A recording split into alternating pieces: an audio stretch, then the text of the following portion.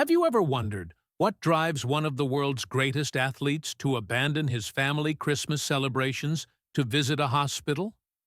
How is it possible that a tradition born on a single December afternoon has become more important than any trophy? To understand why Steph Curry does something that few people know about, we need to go back to a snowy afternoon on December 23, 2015, at the Children's Hospital of Oakland.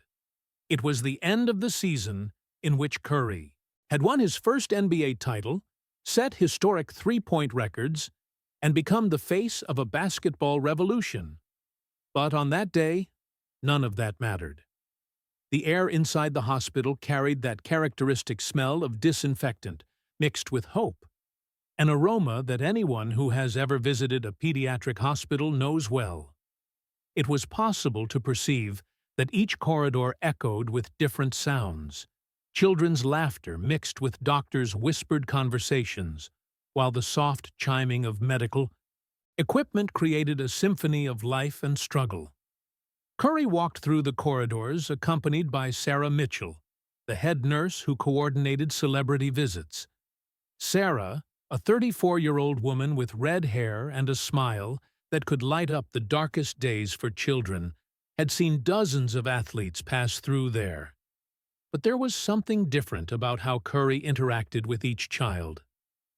Some visits are just photos and autographs, Sarah thought, watching how Curry knelt at the level of each bed, looking directly into each child's eyes.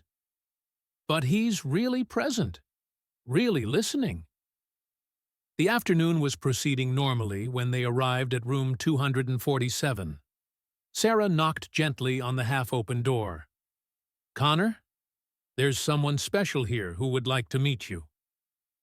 Connor Smith, 8 years old, was sitting in bed with a notebook full of scribbled numbers. His blonde hair had fallen out completely due to chemotherapy, but his blue eyes shone with an intelligence that defied his age. When he saw Curry enter, he didn't show the typical excitement of other children. "You are Steph Curry," said Connor, more like a mathematical statement than a question. "Current season, 286 three-point shots in 79 games. That gives an average of 3.62 per game, which represents a 47% increase compared to last season." Curry stopped in the middle of the room, completely surprised. How was it possible that an 8-year-old child had calculated these statistics in his head instantly? "Wow," said Curry, approaching the bed. "How did you calculate that so quickly?" Connor shrugged, as if it were the most natural thing in the world. "Numbers are easy. They don't lie, don't change moods, and always make sense. Unlike other things." There was a melancholy in Connor's voice that touched something deep in Curry's heart. It was possible to perceive that this boy had developed a special relationship with numbers because they represented order in a world that, for him, had become completely chaotic. Great connections happen when two minds recognize each other. And at that moment, Curry felt he was facing someone extraordinary. Sarah stepped away discreetly, allowing the conversation to flow naturally. She had witnessed thousands of interactions between celebrities and patients, but rarely saw such immediate and genuine connection. "Connor, can I see your calculations?" asked Curry, sitting on the edge of the bed. Connor turned the notebook, revealing pages and pages of meticulously calculated statistics. Not just Curry's, but from the entire league. Shooting percentages, averages per quarter, advanced statistics that even professional analysts would have difficulty computing. "This is incredible," murmured Curry, flipping through the pages. "Did you do all this by yourself?" "It's what I do when I can't sleep," explained Connor, "which is almost every night. The eats medications make my mind race, so I calculate things.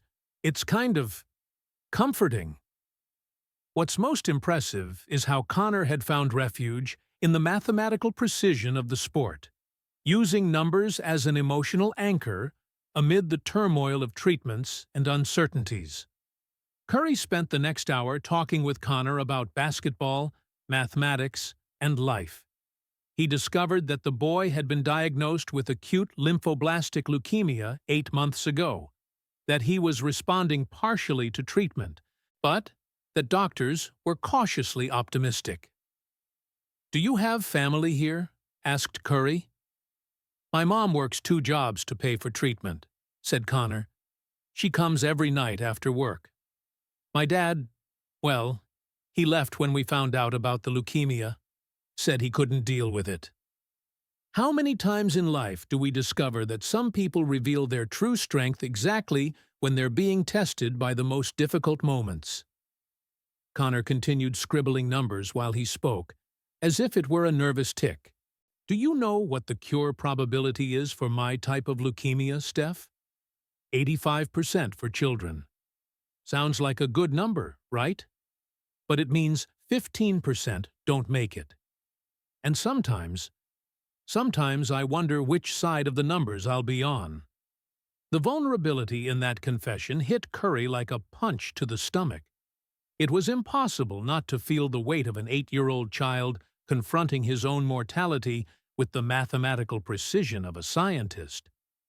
"Connor," said Curry, his voice loaded with emotion, "numbers are important, but they don't tell the whole story. You're one of the smartest boys I've ever met. That has to count for something. Great connections happen when 2 minds recognize each other." And Connor smiled for the first time since Curry had entered the room. "Do you know when my next heavy treatment is?" asked Connor, checking a chart he had created. "December 26th, the day after Christmas. The doctors said it's going to be difficult." Curry felt his heart tighten. "And what do you most want to do on Christmas?" Connor stopped writing and looked directly at Curry. "Honestly, I want to watch you play. Not on TV. I want to be there, in the gym, seeing you make those impossible shots live. It would be like seeing mathematics turn into magic, you know?" Something that touches deeply is when we realize that the simplest dreams can be the most powerful, especially when they come from someone who has so little time to fulfill them. "I'll see what I can do," promised Curry, knowing that the NBA schedule didn't include games on December 25th. "Steph," said Connor, his voice getting lower, "can I tell you a secret?" Curry nodded. "This will probably be my last Christmas," whispered Connor, "not because the doctors said that, but because I can feel it. It's like when you calculate a statistic and know the result won't be good before you even finish the calculation. Naturally, this leads us to question. How does a child develop this awareness about his own fragility? And how does it change the way we see our own problems?" Curry felt tears forming in his eyes. "Connor, don't talk like that. You're strong. You're brilliant." "I know," interrupted Connor, "but I'm also realistic. And if it's my last Christmas, I want it to be special. I want you to be here." Great connections happen when 2 minds recognize each other. And at that moment, Curry understood that he had found something much more important than a fan. He had found a friend. "Connor, I promise," said Curry, extending his hand for a special handshake they had invented during the conversation. "I'll be here next Christmas. It's a promise." The smile that lit up Connor's face at that moment was brighter than any gym spotlight Curry had ever seen. It was the pure happiness of someone who had received exactly what he needed to hear. Sarah watched from the door, with tears in her eyes. In 15 years working at the hospital, she had rarely witnessed such deep and instant connection. When Curry finally said goodbye, Connor was calculating something new in his notebook. "Steph, wait," he called. I calculated here. If you really come back next Christmas, and if I manage to get there, it will be statistically the best gift I've ever received. How is it possible that a simple promise becomes the most important thing in two people's lives at the same time? Curry left the hospital that afternoon, completely transformed. Throughout the entire drive home, he couldn't stop thinking about Connor, his mathematical genius, his courage in the face of fear, and the way he had found beauty in numbers even amid suffering. That night, during Christmas dinner with his family, Curry told Isha and the children about Connor. "He made me remember something I had forgotten," he said, "that basketball is just a game. But sometimes, that game can mean everything to someone." Great connections happen when two minds recognize each other. And Steph Curry had just discovered that some connections are so powerful they change our lives forever. What he didn't know was that Connor Smith was, at that exact moment, calculating the days until next Christmas. And that promise would become much more important than either of them could imagine. But what happened next would change everything forever. There is a devastating difference between breaking a promise by choice and having a promise broken by destiny. Steph Curry discovered this difference on a cold afternoon of December 23, 2016, when he returned to the Children's Hospital of Oakland carrying gifts and a heart full of expectation. The year had been extraordinary for Curry. The Warriors had set the historic record of 73 wins in the regular season. He had become the first player to unanimously win MVP and had broken his own three-point record. But none of that mattered at that moment. Only fulfilling the promise made to Connor Smith mattered. Throughout the entire year, Curry had constantly thought about the brilliant boy who calculated statistics like others breathed. In every important game, in every decisive shot, a part of his mind always returned to that December afternoon, and those bright blue eyes full of numbers and hope.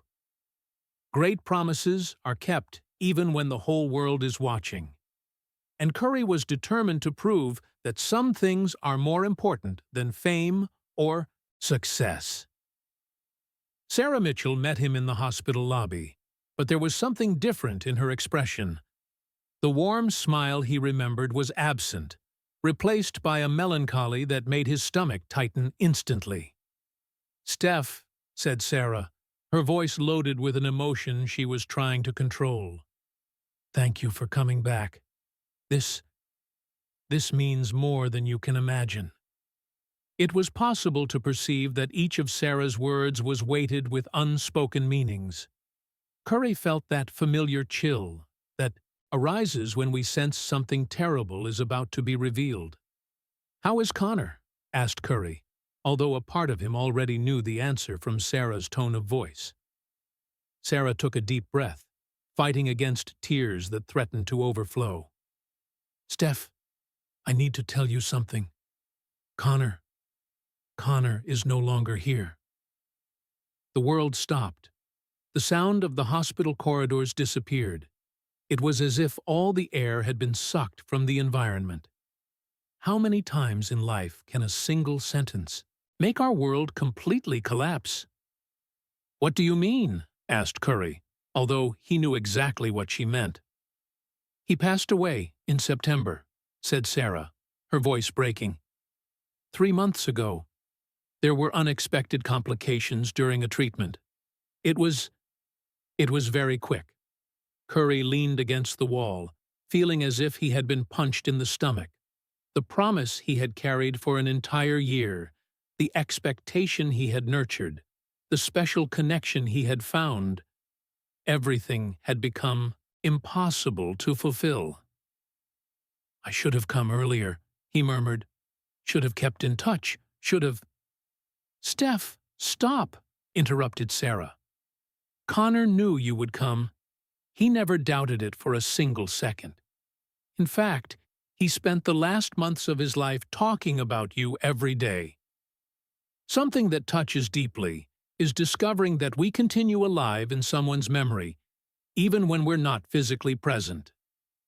Sarah guided him to a private room where they could talk without interruptions. Connor was obsessed with your season. Even during the heaviest treatments, he asked someone to read the statistics from your games. He calculated your percentages, analyzed your performances. It was as if following your career kept him connected to the outside world. Curry felt tears burning his eyes. "I promised I would be here. I promised." "And you are," said Sarah with a sad smile. "Steph, Connor left something for you. Actually, he spent weeks working on it, before leaving." Sarah opened a drawer and took out a sealed envelope with the name Steph Curry, written in the childish but careful handwriting that he recognized immediately. It was the same handwriting from the mathematical calculations he had seen in Connor's notebook. Great promises are kept, even when the whole world is watching. But some promises transcend even death. "Connor made me promise I would deliver this to you exactly today, December 23rd, explained Sarah. "He said you would come, that you would fulfill your promise, and that you would need to read this."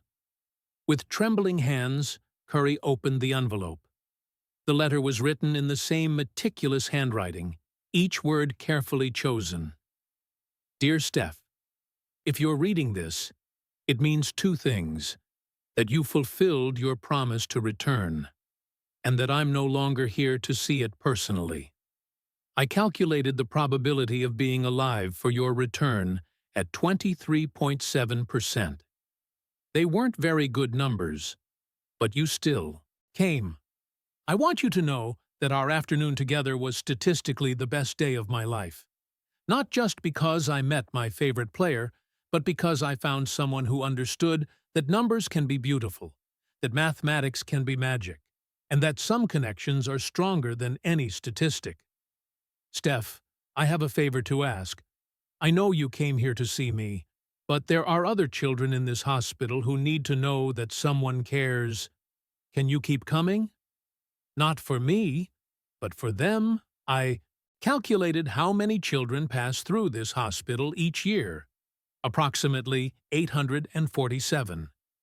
If your annual visit gives hope to just 10% of them, that's 84 lives touched. In 10 years, it would be 840 children. It's a very good statistic, Steph. I will miss you, but I know you'll do something incredible with our friendship. Do you promise you'll keep coming every Christmas? The other children need to know that great people like you really exist. Your friend forever, statistically speaking, Connor Smith P.S. When you make your next impossible three-point shot, will it be partly for me? It would be mathematically perfect. What's most impressive is how Connor, even facing his own mortality, had thought about how to use his situation to help other children. Curry finished reading the letter with tears flowing freely down his face. They weren't just tears of sadness, but also of admiration for the maturity and generosity of a child, who had transformed his own tragedy into a request to help others. "Sarah," said Curry, his voice choked with emotion, Can I visit some children today? I know it's not Connor, but—" "Steph, that's exactly what Connor wanted," interrupted Sarah, smiling through her own tears. "He told me you would understand." Naturally, this leads us to question: how many times can a devastating loss transform into something that multiplies hope for dozens of other people? Curry spent the next 3 hours visiting children in the hospital.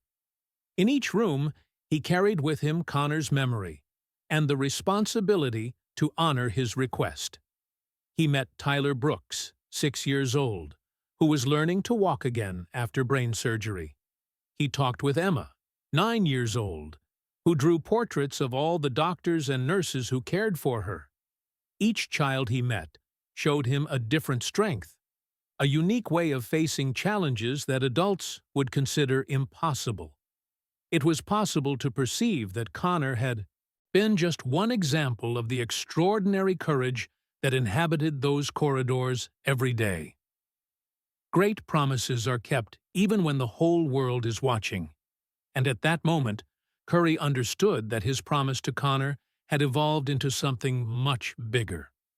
Before leaving, Sarah took him to a newly installed plaque near the room where Connor had stayed.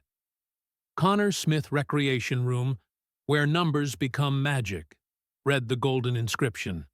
We used part of the money that people donated in his memory to create this space, explained Sarah. It's where children can study, do homework, or simply escape for a while from treatments. Curry observed through the glass window and saw several children sitting at colorful tables, some studying, others playing, all seeming temporarily free from the weight of their medical conditions. Connor always said this hospital needed a place where children could use their minds for something other than worrying, continued Sarah. He drew the plans for this room 2 weeks before he passed away. Something that touches deeply is discovering that someone used their last days to create something that would benefit others, even knowing they wouldn't be there to see the result. When Curry finally prepared to leave, Sarah handed him a small box. Connor also left this for you. Inside the box was an old scientific calculator with a note attached. For when you want to calculate how many lives you've touched. Remember, some numbers are more important than basketball statistics. Sarah, said Curry, his voice firm with determination, I promise I'll come back every Christmas. Not just next year, but every year. It's a promise I make for Connor. And for myself. How is it possible that someone so young's death can create life and hope for so many other people? That night, during Christmas dinner with his family, Curry told about Connor, about the letter, about the new promise he had made. Isha held his hand across the table while he spoke, understanding that something fundamental had changed in her husband. He taught me something I didn't expect, said Curry, that some of the bravest people in the world are only 8 years old. And when we promise something to someone like that promise becomes sacred. Great promises are kept even when the whole world is watching. And Steph Curry had discovered that some promises become more important than our own life.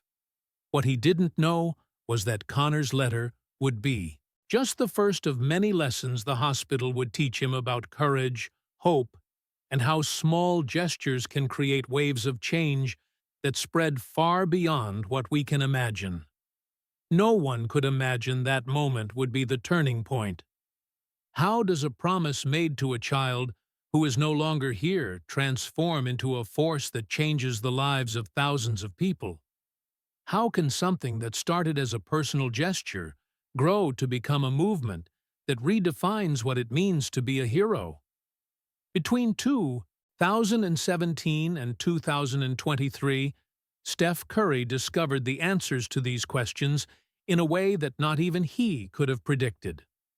Christmas of 2017 marked the 2nd year of the new tradition. Curry arrived at the Children's Hospital of Oakland carrying not just gifts, but also Connor's calculator and a determination that had crystallized during the previous year. This time, he didn't come just as a celebrity visiting sick children. He came as someone on a sacred mission. Great traditions are born when we honor memories through actions, and Curry was ready to transform his pain into purpose. Sarah Mitchell received him in the lobby with a smile that mixed gratitude and admiration. Steph, you can't imagine what your presence here means. The children talk about you all year long. Some parents told me their children try harder in treatment because they know you'll come back. During that visit, Curry met Jason Martinez, 7 years old, who was learning to use a prosthetic leg after bone cancer. Jason had created a chart showing his progress in physical therapy, inspired by the way Connor calculated basketball statistics. "Connor taught me that numbers can tell victory stories," said Jason, showing his chart with pride. "Look, I've already managed to walk 847 consecutive steps. This is Connor's magic number, right?" It was possible to perceive that Connor's legacy was spreading organically among the children, creating a culture of hope based on the strength of numbers and determination. What's most impressive is how a child who had departed continued inspiring others through his philosophy of finding beauty in the mathematics of recovery. That Christmas, Curry made a decision that would change everything. He sought the hospital director, Daniel Patel, and proposed something ambitious: create a foundation in Connor's memory that would finance childhood leukemia research and educational programs for hospitalized children. "Dr. Patel," said Curry during a private meeting, "Connor taught me that small numbers can have enormous impacts. I want every child who passes through this hospital to know there's hope, that there are people fighting for them, and that their life matters." The Connor Foundation was officially launched in March 2018, with Curry as founder and main donor. The goal was twofold: finance cutting-edge research for childhood leukemia treatments, and create educational programs that would help hospitalized children maintain interest in studies during prolonged treatments. Christmas of 2018 brought an exciting surprise. The first child directly benefited by research financed by the Connor Foundation was in complete remission. Ashley Williams, 9 years old, had been treated with an experimental protocol that the foundation had helped develop. "Steph," said Ashley during his visit, "Nurse Sarah told me you created the foundation that helped cure me. Is it true?" Curry knelt at her bed level, feeling that familiar tightness in his chest that always arose when he understood the real impact of his actions. "Ashley, it was Connor who created this foundation. I just made his dream real. Great traditions are born when we honor memories through actions." And at that moment, Curry saw the first concrete evidence that Connor's mathematics was working. A life saved through research financed by his memory. During the following years, the Christmas tradition at the hospital evolved into something much bigger. What had started as private visits transformed into an annual celebration that involved the entire community. Warriors players began accompanying Curry. Then came musicians, actors, and hundreds of volunteers. Christmas of 2019 was particularly special.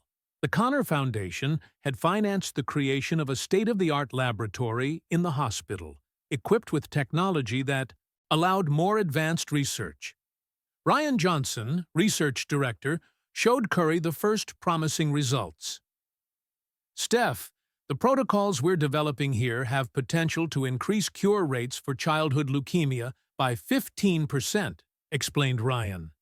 "In practical terms, this means hundreds more children will survive each year." How many times in life do we discover that an action motivated by love can create waves of change that save lives of people we'll never meet? Curry held Connor's calculator, which he always carried on visits, and did the calculations mentally. 15% increase meant approximately 500 lives saved annually in the United States alone. In 10 years, it would be 5,000 children. Connor had been right. Some numbers really were more important than basketball statistics. Something that touches deeply is realizing that an 8-year-old child had created, through his death, a legacy that would save thousands of other children. Christmas of 2020 was different due to the pandemic. Curry couldn't visit personally, but organized a virtual celebration that connected children from the hospital with hundreds of others hospitalized around the country. Technology allowed them to share stories, play together, and feel less isolated during a particularly difficult period. During this virtual celebration, Lauren Miller, 10 years old, asked, "Mr. Curry, why do you keep coming every year, even when you can't be here? Physically?" The question caught Curry by surprise, transmitted through a screen but loaded with genuine curiosity. "Lauren," he responded, choosing his words carefully. "A few years ago, I met a boy named Connor who taught me that some promises are more important than anything we do in life. When we promise something to someone special, that promise becomes part of who we are. Great traditions are born when we honor memories through actions, and even a global pandemic couldn't break a tradition built on love and determination." Christmas of 2021 marked the 5th anniversary of Connor's death.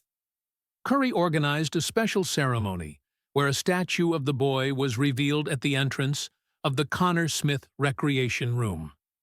The statue showed Connor sitting with his calculation notebook, a serene smile on his face, and the inscription, "Where numbers become magic," in memory of Connor Smith, who taught us that some calculations save lives. Michelle Carter, Connor's mother, attended the ceremony. It was the first time Curry had met her personally since her son's death. "Steph," she said, embracing him with tears in her eyes, "Connor told me you were special, but he couldn't calculate how special you really are. Thank you for keeping my son alive through your actions." It was impossible not to feel the emotional weight of that moment. Michelle had lost her only child, but was seeing his legacy save hundreds of other children. Christmas of 2022 brought an impressive milestone. The Connor Foundation had financed research that resulted in 3 new treatment protocols approved by the FDA. Survival rates for childhood leukemia had increased significantly, and hospitals around the country were implementing educational programs based on the model created in Oakland. Samuel Clark, 8 years old, approached Curry during that year's visit carrying a notebook that looked familiar. "Mr. Curry, I'm doing the same thing." "Connor did," said Samuel, "calculating basketball statistics, but also calculating how many children your foundation has already helped. Want to see?" Samuel opened the notebook, revealing pages of meticulous calculations. Number of children treated with new protocols, percentages of improvement in cure rates, projections of lives saved in coming years. "Based on my calculations," said Samuel with mathematical seriousness that reminded of Connor, "your foundation will save at least 12,847 lives in the next 10 years. Connor would be proud of the mathematics. Naturally, this leads us to question, how do we measure the value of a life? Connor had lived only 8 years, but his impact was multiplying exponentially through each life saved. Great traditions are born when we honor memories through actions. And at that moment, Curry understood that Connor had become immortal in a way that transcended any mathematical calculation. Christmas of 2023 was the most exciting so far. The Connor Foundation had grown to become one of the country's main childhood leukemia research organizations. Oakland Hospital had become a reference center, attracting doctors and researchers from around the world. During that year's visit, Timothy Walker, medical director, shared statistics that made Curry deeply emotional. "Steph, since the Connor Foundation was created, survival rates for childhood leukemia have increased from 85% to 94% nationally. This represents thousands of families who won't go through what Connor's family went through. What's most impressive is that Connor had predicted exactly this in his original letter, that small improvements could have enormous impacts when multiplied by many lives. While walking through the corridors that Christmas of 2023, Curry stopped in front of the Connor Smith Recreation Room. Through the window, he saw dozens of children studying, playing, laughing, all temporarily free from the weight of their medical conditions. He took Connor's calculator, which he always carried, and did his own calculations. 7 years of visits, a foundation that had raised more than $50 million. 3 new treatments developed. Cure rates increased dramatically. Hundreds of families who didn't lose their children. "Connor," he whispered to the calculator, as if the boy could hear him, "your numbers were right. Some calculations really are more important than basketball." And it was then that the truth finally came to light. There is a moment in life when we look back and understand that it wasn't us who changed the world. It was the world that changed us. For Steph Curry, this moment of clarity came on a snowy morning of December 23, 2024, when he returned to the Children's Hospital of Oakland for the 9th consecutive year. 9 years. 3,200.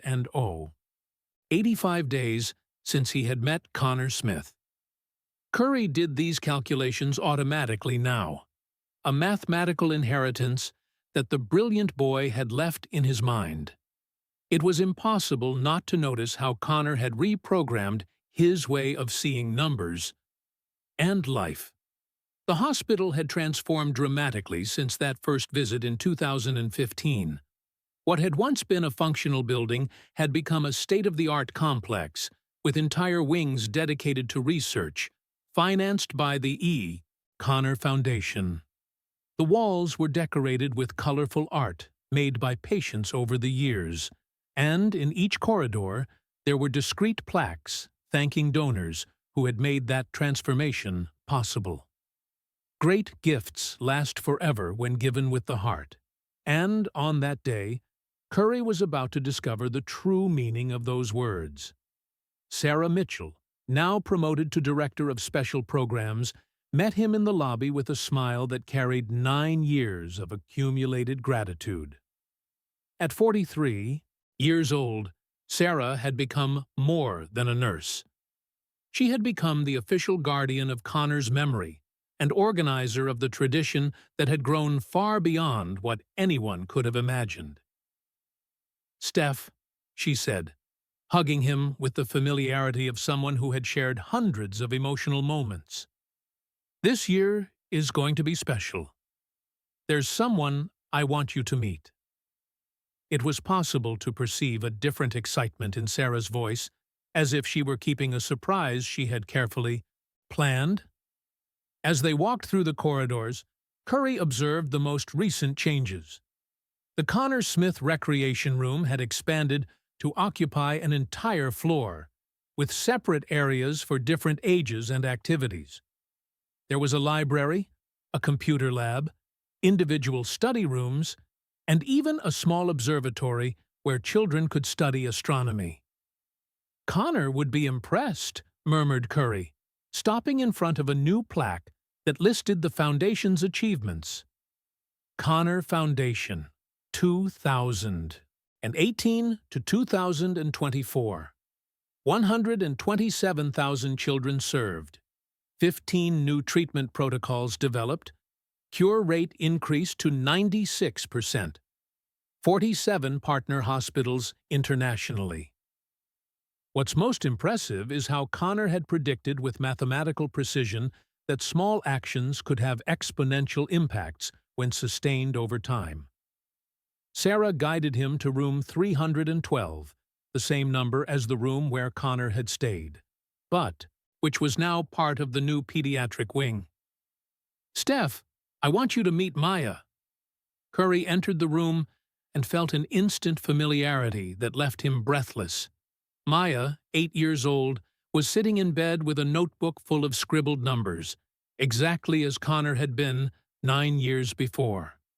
Her dark hair was growing again after months of chemotherapy, and her brown eyes shone with the same restless intelligence he remembered so well. "You are Steph Curry," said Maya, in the same matter-of-fact way Connor had used. "Current season, average of 26.4 points, 43.2% on three-point shots, which represents an efficiency of 0.87 points per shot attempt." Curry stopped in the middle of the room, completely surprised. It was as if time had gone back 9 years, as if Connor had returned in a slightly different form. "How did you calculate that so quickly?" asked Curry, echoing exactly the same words he had said to Connor. Maya smiled, with that mixture of shyness and pride that brilliant children show when they recognize a kindred spirit. "Connor taught me." "Connor?" asked Curry, confused. "But how?" "Through Sarah," explained Maya. "She told me his whole story, showed me his original notebooks, taught me how he calculated things. It's like he's my private teacher, even though he's not here anymore."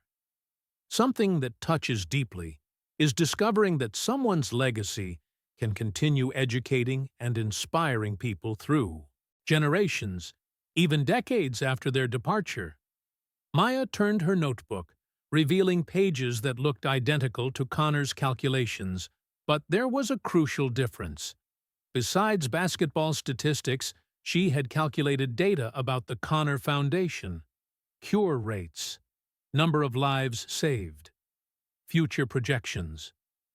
"Maya is fighting the same type of leukemia Connor had," explained Sarah softly. "But thanks to protocols developed with foundation funding, her chances of cure are now 97.3%. Naturally, this leads us to question, how many times in life do we witness the perfect circle where someone's legacy ends up saving exactly the type of person that person was?" "Maya," said Curry, sitting on the edge of the bed, "can I see your calculations?" She handed him the notebook with pride. "Connor inspired me to not only calculate sports statistics, but also the mathematics of hope. Want to see?" Maya pointed to a specific section where she had calculated how many children would benefit from treatments financed by the Connor Foundation in the next 10 years. The numbers were impressive. Projections indicated that more than 50,000 children would have significantly better chances of survival. "Connor was right about one thing," said Maya, her voice carrying the same mathematical seriousness. "Some numbers are more important than basketball statistics. But you know what I discovered? Both types of numbers can work together." "How so?" asked Curry. "Well, your basketball statistics inspire children like me to never give up. And when we don't give up, we have better chances of surviving. So, in a way, your three-point shots save lives too. Great gifts last forever when given with the heart." And at that moment, Curry understood that Maya had discovered something that neither he nor Connor had completely perceived. Curry spent the next hour talking with Maya about mathematics, basketball, and life. He discovered that she had arrived at the hospital 3 weeks before, that she was responding extraordinarily well to the new treatment protocol, and that she had an adorable obsession with calculating recovery probabilities for all the children in the wing. "Maya," said Curry, before getting up to visit other children, "do you want me to promise to come back next Christmas?" Maya looked at him with that premature wisdom that children facing difficult situations develop. "Steph, you don't need to promise me anything. I know you'll come back." "How do you know?" "Because I calculated the probability based on the last 9 years," she said with a smile. "It's 100%. Some traditions are mathematically inevitable." It was possible to perceive that Maya had understood, with the clarity of an 8-year-old mind, something that had taken Curry 9 years to understand completely. While visiting other children that day, Curry carried with him a sense of completeness he had never experienced before. He met Jacob Thompson, 6 years old, who was learning to walk again after brain surgery, and who had created a progress chart inspired by Connor's notebooks. He talked with Zoe, 10 years old, who drew mathematical portraits where she converted emotions into colorful equations. Each child he encountered had been touched, directly or indirectly, by Connor's legacy. It was as if the brilliant boy had multiplied, infecting the entire hospital with his philosophy of finding beauty in numbers and strength in mathematical precision. During lunch with the medical team, Brandon Foster, research director who had replaced Ryan Johnson, shared the latest statistics about the Connor Foundation's impact. "Steph, the protocols we developed here are being implemented globally," said Brandon. "Hospitals in Europe, Asia, South America, all are seeing dramatic improvements in cure rates. Connor has become an international inspiration." What's most impressive is how a child from Oakland had inadvertently created a global movement that was saving lives on continents she had never seen. Before leaving that day, Curry did something he had never done before. He sat alone in the Connor Smith Recreation Room, took the calculator he always carried, and did his own final calculations. 9 years of visits. A foundation that had raised more than $200 million. 15 new treatment protocols approved internationally. Cure rate for childhood leukemia increased from 85% to 96% globally. More than 200,000 children treated with foundation-financed protocols. Approximately 30,000 lives saved that, statistically, would have been lost without these improvements. "Connor," he said to the calculator, tears streaming down his face, "you calculated everything perfectly. Your numbers changed the world." At that moment, looking through the window of the room that bore Connor's name, seeing dozens of children playing and studying where, once there had been only an empty room, Curry finally understood the truth that had taken 9 years to accept completely. Great gifts last forever when given with the heart. And Connor Smith had given him the greatest possible gift. He had transformed a famous athlete into a symbol of eternal hope. It hadn't been Curry who had saved Connor. It had been Connor who had saved Curry. Saved him from a life where titles and records were the only measures of success. Connor had taught him that some numbers are infinitely more important than sports statistics. The number of lives touched, the number of hopes renewed, the number of families who wouldn't have to go through the pain of losing a child. While preparing to leave, Maya appeared at the door of the recreation room. "Steph, I calculated something for you." She handed him a paper with numbers written in her careful handwriting. "Probability of you having changed the world through Connor's memory, 100%. Probability of Connor being proud, infinite. Probability of this tradition continuing forever, mathematically inevitable. How is it possible that a child who lived only 8 years can create a legacy that will last forever?" That night, during Christmas dinner with his family, Curry told about Maya, about the impossible numbers of lives saved, about understanding that some gifts transcend time and space. "Connor gave me something no trophy could give," he said to Isha and the children. "He taught me that true greatness isn't measured by the points we score, but by the lives we touch." And so, on a Christmas Eve of 2024, Steph Curry finally understood why he visited that hospital every year.